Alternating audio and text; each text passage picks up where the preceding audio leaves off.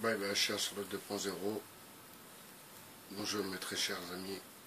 La paix à toutes et à tous.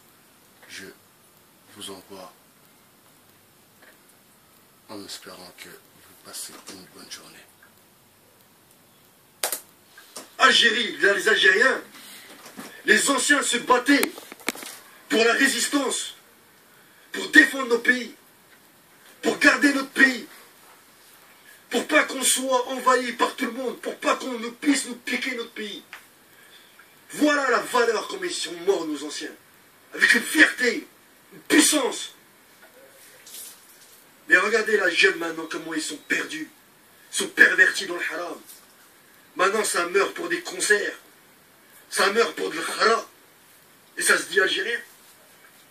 Vous vivez en Algérie, vous vous prenez pour des Algériens? Non, les Algériens sont fiers. Les Algériens, normalement, ils ne vont pas dans un concert. Normalement, les Algériens, ils dégagent ces gens-là. Allez, dégagez, bande de haramis. Vous cherchez à nous pervertir, à pervertir les jeunes, et à pervertir les gens qui ont des âmes égarées. Moi, ce que j'ai bien aimé, il y a 2 ans de ça, c'est quand Fianso, vous l'avez dégagé, le peuple algérien en Algérie. Vous ne l'avez pas laissé chanter. Subhanallah, à ce moment-là, je faisais des vidéos. Je ne le respectais pas. Quand j'ai vu ça, j'ai khalah.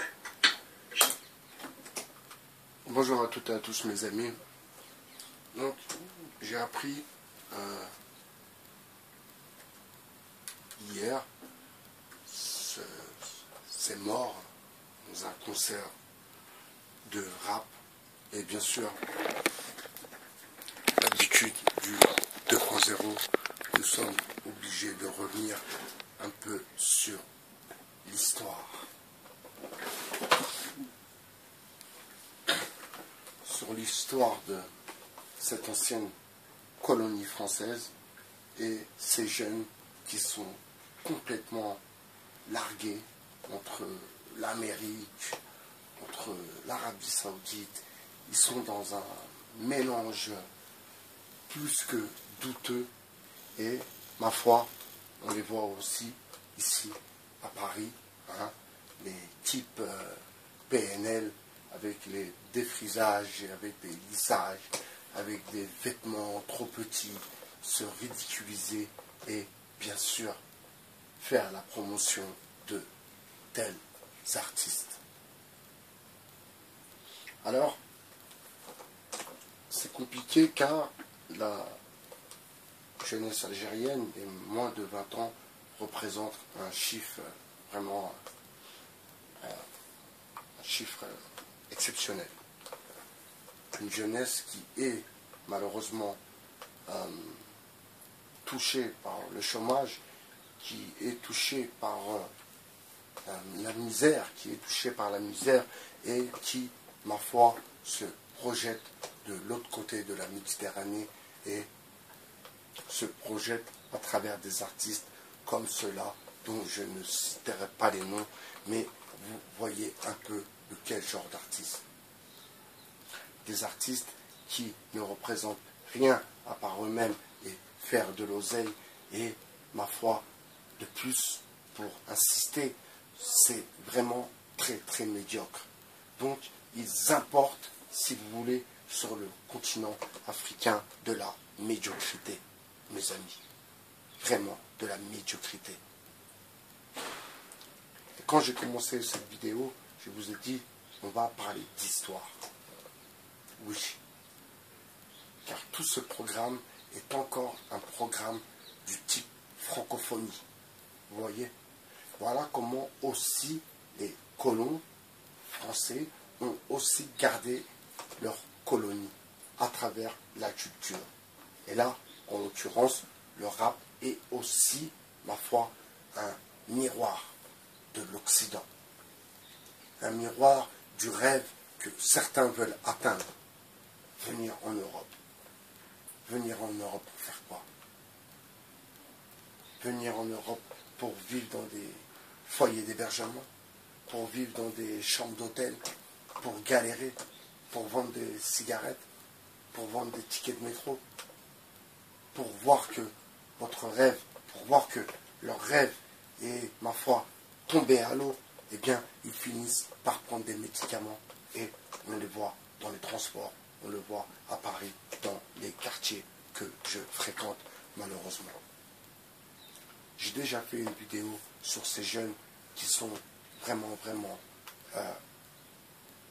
très atteints par cette misère et par ce rêve qu'on leur a vendu. D'ailleurs, oui, en effet, on leur a vendu du rêve. Et ils sont dans une matrix de ouf, une matrix que je connais de près, ayant fréquenté aussi les gens dans cette matrix. Alors mes amis, là moi je vais par cette vidéo rendre un hommage aussi à ces jeunes qui sont décédés. Et là, je vais m'adresser aux parents, bien sûr. Les parents, vos enfants ne doivent pas écouter ce genre de musique. Et ça, j'ai jamais compris. Par exemple, je prendrai l'exemple. Moi, mon enfant, écouter du rap à fond, c'est quelque chose d'impossible. Et comme dit Guadazero, eh bien, ils connaissent leurs paroles par cœur, leurs couplets, ils s'habillent comme eux, et ils ne savent même pas pourquoi ils s'habillent comme ça. Ils s'habillent comme ça parce que pour un pantalon, en fait, ils en font deux. Vous comprenez? C'est comme Jacques Attali qui disait aux Jean-Paul ou aux Jean-Jacques, on peut leur vendre un pantalon avec deux jambes gauches. Vous comprenez? C'était un peu ça son délire. Les gentils, on peut leur vendre n'importe quoi.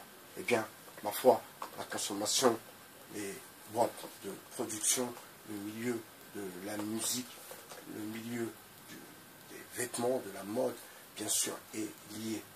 Eh bien, regardez l'Algérie et les Algériens d'aujourd'hui. Regardez cette différence. Et là, je parle pour vous, les Algériens, mais moi, je parle pour regarder les Français. Ces adolescents ici, en France, qui sont dans des fausses matrix. Mais le pire, c'est que ce sont ceux qui viennent d'ailleurs, qui sont encore plus dans la matrix. À écouter des rappeurs, j'en perds mon français, si vous voulez.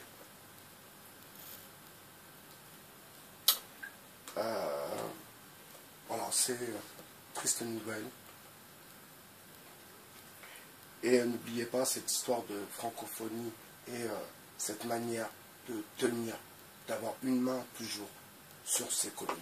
C'est bien ça aussi l'histoire du rap français importé, exporté. C'est aussi pour faire perdurer un peu, si vous voulez, la colonie. Je vous souhaite une bonne fin de journée et je vous dis à très bientôt sur le 2.0. Merci.